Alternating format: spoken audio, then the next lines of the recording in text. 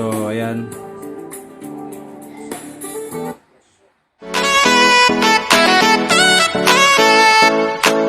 So mga katekno, nagbabalik po ang inyong lingkod. Meron na naman tayong gagawin ngayon, no? Isang Sony Bravia na 32 inches. Ito ay basic lang na Sony. So ito yung kanyang model. Ayan. So kung meron kayong ma-encounter na ganitong problema, ito yung kanyang solusyon. So diretso na tayo dun sa problema niya. Saksak ko siya. So ayan, plug in natin. So, ito yung remote. So ayan, nag-green siya. Ayan. So lumalabas yung kanyang Sony. So yung logo niya, no. Ayan. Sensya na, nakaubad ako. Ayan, no. So nag-auto shut off lang siya. Tapos kung mapapansin niyo yung kanyang indicator dito, nagbi-blink. So yan ay 6 blink, no. So bilangin nyo. 1, 2, 3, 4, 5, 6. So yan. So marami nang nakakaalam nito. Pero sana panoorin nyo pa rin itong ating gagawing video. Para baka sakaling iba yung ginagawa nila sa gagawin natin. So binuksan ko na siya. Ayan, kung nakikita nyo, pinuksan ko na siya. So yun yung kanyang cover. So tatalikod ko lang to at i-explain ko sa inyo kung ano yung naging problema. Okay, so ito yung kanyang board, no. So ito yung kanyang main board. Ayan, flex type siya. Ito yung kanyang T-con board, no. Puntang panel. So yun lang yung kanyang laman ng model na to. Ito ay basic lang na 32 inches. So kung mapapansin nyo, sa ganitong problema, backlight po yan. Maaari po kasing yung kanyang mga beads sa loob kumbaga sa backlight yung nagbago na yung kanyang voltahe. Ngayon nadidetect yan ng ating IC ng driver niya, kaya nagkakaroon siya ng protect.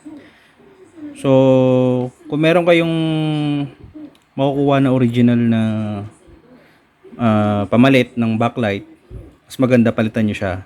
Pero ito yung gagawin natin.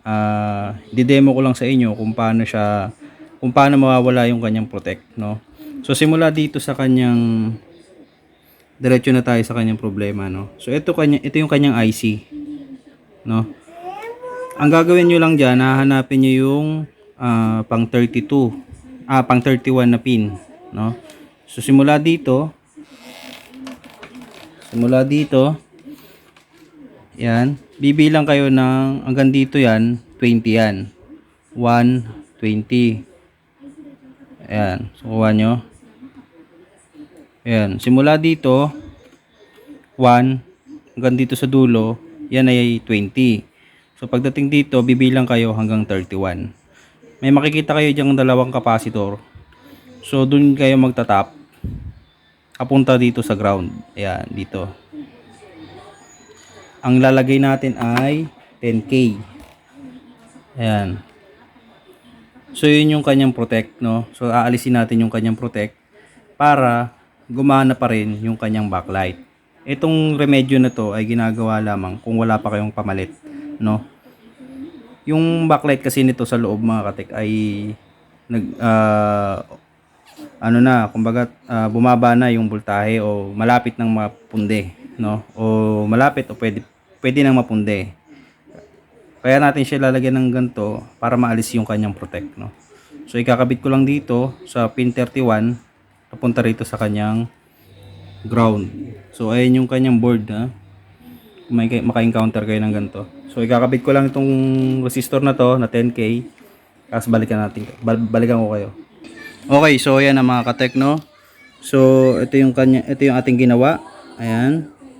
So nilagay natin yung dulo ng 10K, kabilang paa ng 10K sa ground. At yung kabilang dulo ay nilagay natin sa pin 31 nitong IC na to. So pwede nyo hanapin yung datasheet nito at check nyo lang yung number niya. So malalaman nyo na kung alin kung saan doon yung kanyang protect, no. So pero sa ganitong model, ayan, ito yung kanyang model. So ito na yan, ayan na yung kanyang protect, no. Ayan, KBL 32R32 302 302Z yon. So ito na siya mga katek. So ayan yung nilagay natin na resistor na 10K at nilagay natin sa IC na pin 31. Pero tulad nga ng sabi ko, kung meron kayong pamalit na original na backlight, mas maganda, no? So mas maganda palitan natin ng backlight. So ngayon ay i-test na natin siya, check na natin kung gagana ba yung ginawa natin. So ayan, yung adapter. So ayan. Teka, kuha lang tayo ng tagahawak. Okay, so ayan mga katek, no, kumuha tayo ng tagahawak ng ating cellphone. So ito yung ating remote. I-on na natin siya. So ayan mga katek, nagkaroon na siya ng indicator na green. O ayan, lumabas na yung Sony, yung logo. Ayun, so okay na siya mga katek. Ayan. So makinis na makinis ang ating panel, no? Wala siyang kahit kapirasong hairlines or kahit ano man. So ayan, may audio siya. Check naman natin yung kanyang picture.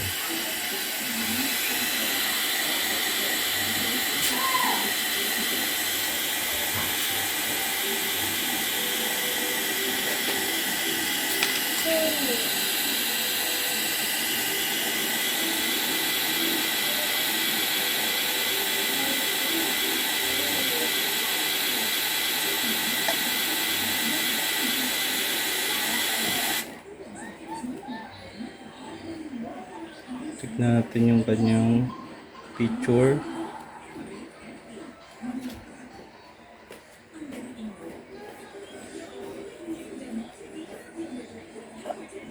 Ayan.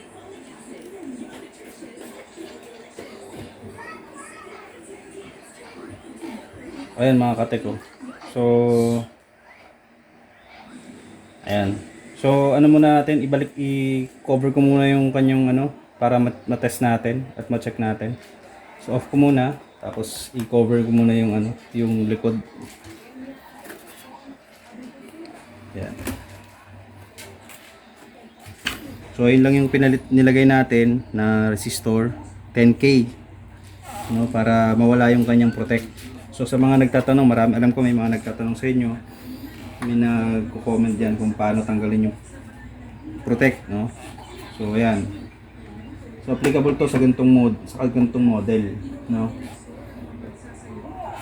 So i-close ko lang to. Tapos check natin ulit.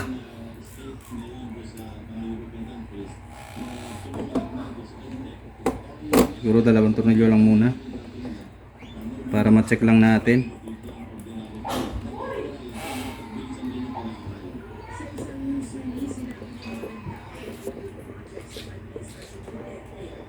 Okay. So lagay natin yung adapter at iharap natin sa atin. Yan. Yan siya. So i-on na natin siya. Ayan. So nag-on na siya. Linisan lang natin to.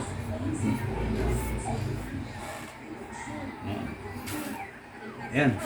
Yung kanyang ano natin.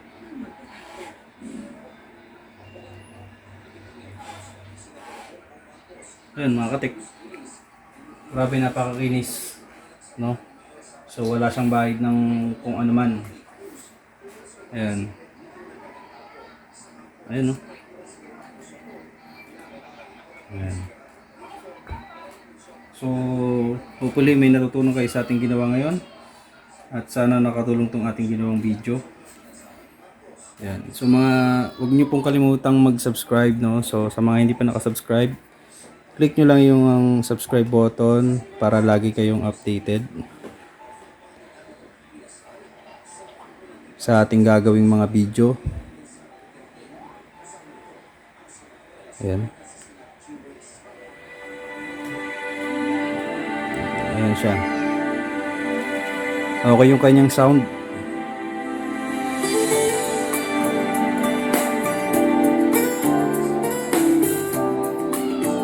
So, ayan. So, sana nakatulong itong ginawa kong video. At huwag niyong kalimutang mag-subscribe para palagi kayong updated sa ating gagawing mga video. Okay? Stay safe lang and God bless. Medyo matagal-tagal tayong hindi nakapag gawa ng video. Okay? So, hanggang dito na lang. Salamat.